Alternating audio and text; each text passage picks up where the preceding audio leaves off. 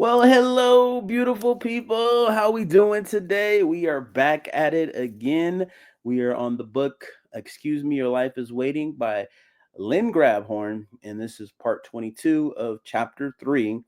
And we are learning all about wanting and just our desires, our personal desires, and thinking way bigger and not so surface level, right? The things that people would normally be like, "Oh, you're crazy for thinking that." No, not in this case, not at all. And I hope you guys are really enjoying it because this is a really fun road. And I hope you guys are watching these daily because I mean, the anticipation, but just sitting with it is so important. And it gives you a time to watch these things multiple times because, like my mentor would always tell me, you learn in layers, right? You treat books like workbooks. Don't just listen to them once. Don't just read them once. You keep coming back to them because you will keep finding that there are things that as you grow, you'll be like, I didn't realize that was in the book. I'm already noticing that now with this book, even though I've heard this book multiple times and read this book multiple times. There's still stuff in there. I'm like, I don't remember that chapter. So understand that is the repetitiveness that is so important. And I hope that you guys are doing that as I continue to drop these videos every single day. So let's go ahead and continue to get back into it. Let me just go ahead and set it up. So we've talked about step one, we're now into step two, identifying what you do want, because step one was identifying what you don't want. So, who's on first? Here we go. Who's on first? Back in the 40s, the adored comedy team of Abbott and Costello had a routine that always brought the house down and ultimately became a classic. It was their Who's on First routine that started something like, yes, who's on first? Well, if who's on first, then who's on second? No, who's not on second? He's on first. And what's on second? And around until everybody was in tears of laughter. To this day, I go into stitches whenever I see it replayed on TV. Well, if you were to take the paradox we're about to get into now, it sounds just as loony as who's on first. Like so.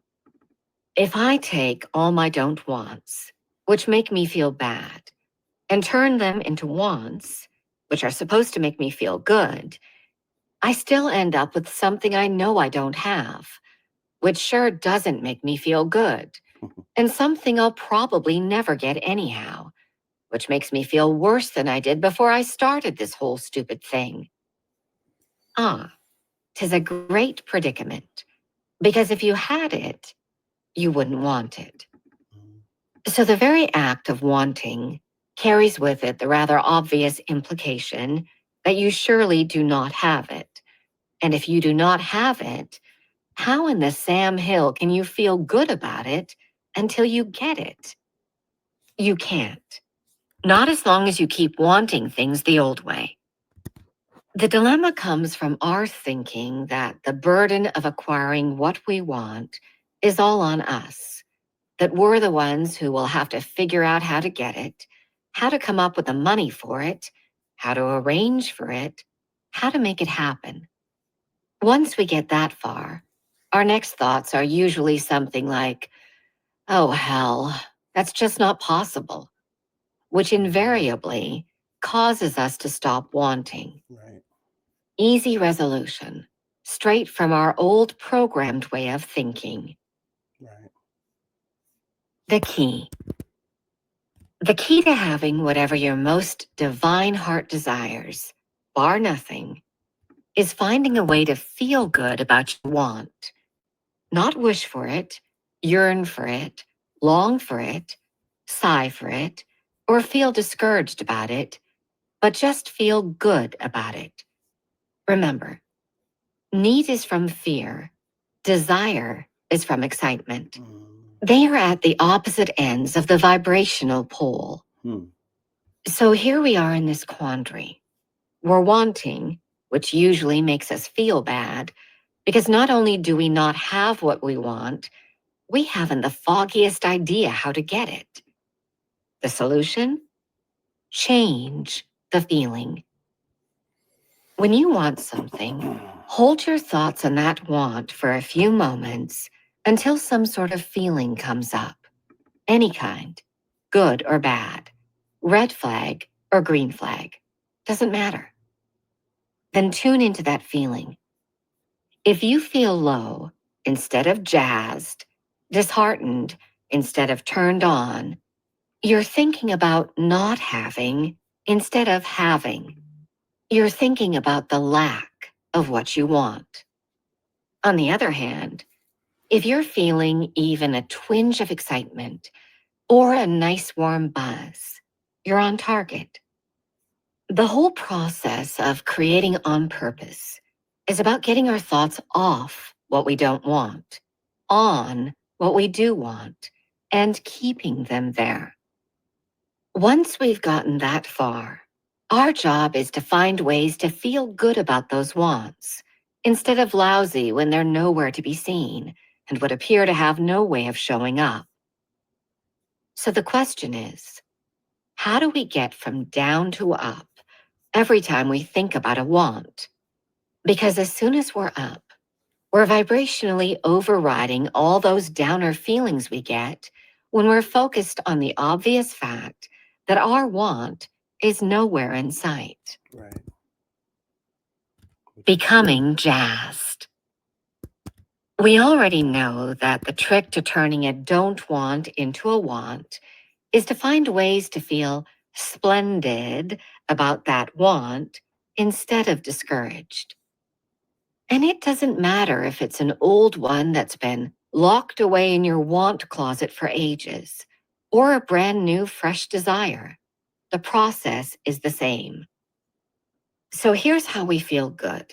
In fact, terrific about wanting something we don't have, or we think is impossible to obtain, or don't deserve to have, or could never afford, and is entirely too complicated for a tired brain to figure out anyhow.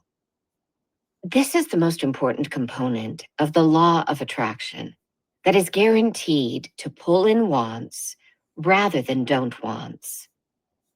Once you know what you want, you must find the feeling place of having that want, while at the same time staying out of the feeling place of not having it.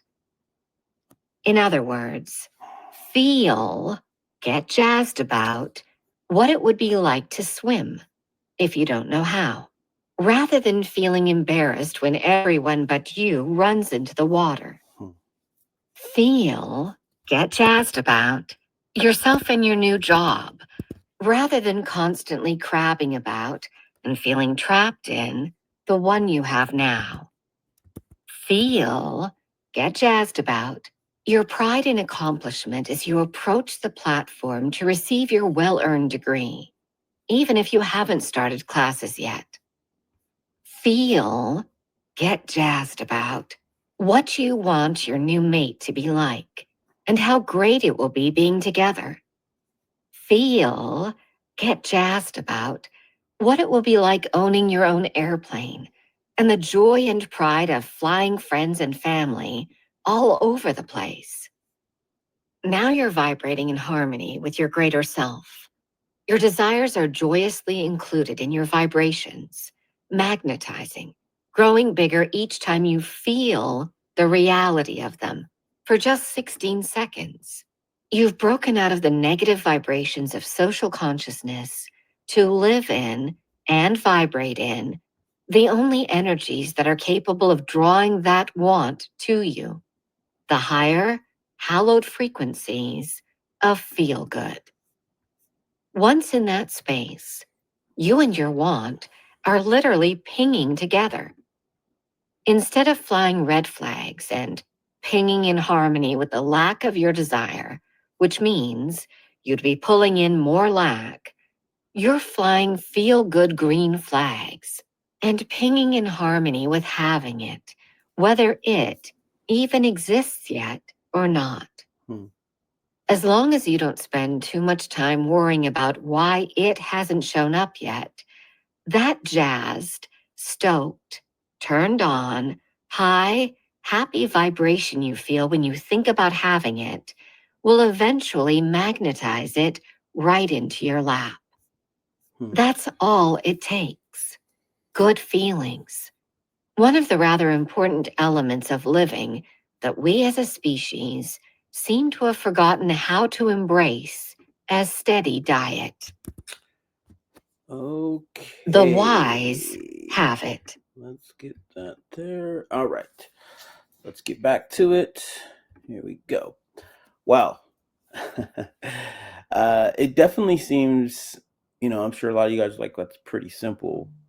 But understand that your awareness and you listening to this stuff again, especially because if you don't have the things that you want, and I'm sure everybody watching this um, can relate to that because that's why we're all here. That's why I'm doing this. Um, it is really that simple, but the awareness of us thinking and actually focusing on feeling. Remember the feeling, getting jazzed about. What she means by that is like as if you already have it, right? Even if you're homeless and you got no home, but in your mind and in the way you feel, you're already in your new apartment, right? If you're doing the exact opposite of what you would think by default to be doing, because that's what we're programmed to do, right? We focus on the problem, and what you focus on expands. So in this way, you're getting jazzed, you're getting excited to feel good about something that you already know is there, right? Like Christmas is coming. You just know that that next day is going to be there, or it's your birthday and you just know the anticipation because you're going to get all these gifts, right?